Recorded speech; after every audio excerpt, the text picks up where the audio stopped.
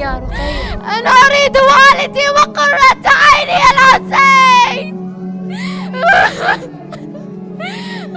عزيزتي رقية، إن أباك في سفر يا حبيبتي. زينب، لقد رأيت أبي الحسين في المنام وحسيناه وأخاه. بوالدي وقرة عيني الحسين. ائتوني بوالدي وقرة عيني الحسين. ائتوني بوالدي وقرة عيني الحسين. ائتوني بوالدي وقرة عيني الحسين. ائتوني بوالدي وقرة عيني الحسين.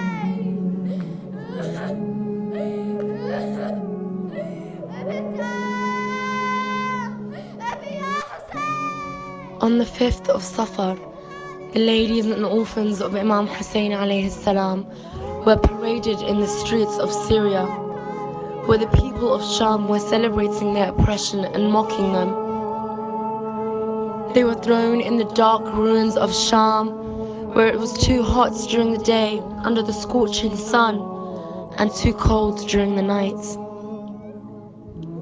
When the sun had gone down and the orphans had slept, Sayida Zainab alayhi salam stayed alone praying. Sayida Ruqaya alayhi salam was dreaming of her father and woke up missing him daily. She got up from the hard rocky ground and started looking for him. When Sayida Zainab saw this, she rushed to her telling her to sleep, telling her father has travelled far and won't return. Sayida Ruqaya alayhi salam started crying for her father.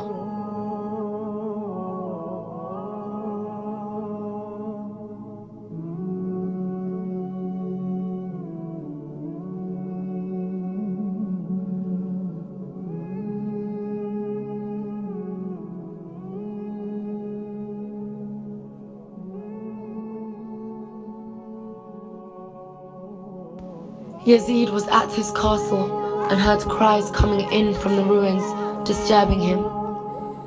He yelled out for the guards to see what was going on, and they said it was Imam Hussein's youngest daughter asking for her father.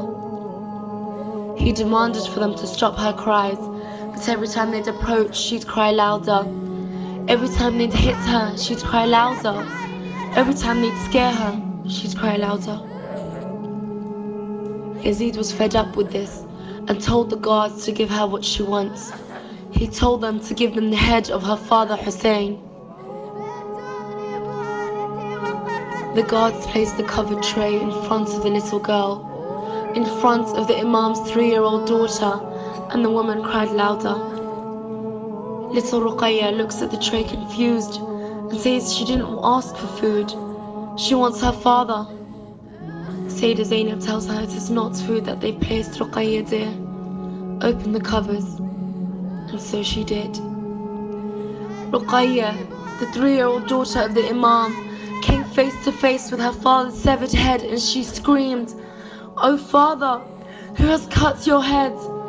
O Father, who has drenched your beard in blood? O Father, who has left me alone and done this to you?" She cried and cried out loud, placing her head onto her father's severed one, while Lady Zainab and the woman cried louder until they stopped hearing her cries. Imam Sajjad alayhi salam asked Lady Zainab to pick up the daughter of this man's severed head, as she had left this world.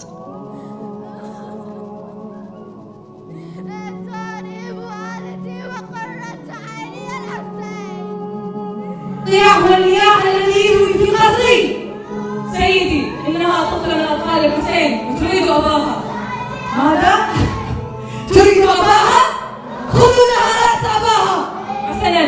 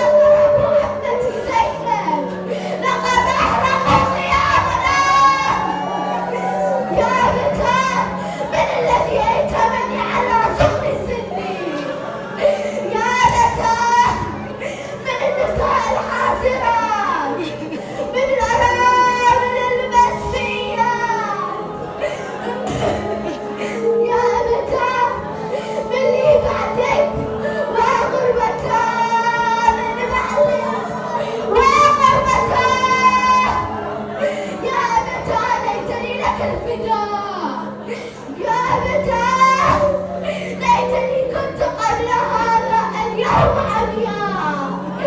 يا أبتاه، ليتني توسلت التراب على شيبك بغضب كالدماء.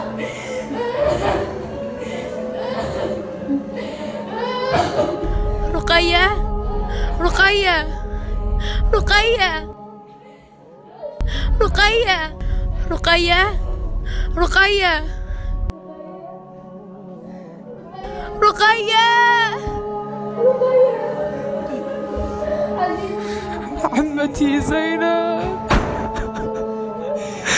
ارفع الطفلة من عن رأس أبيها، فقد فارقت الحياة.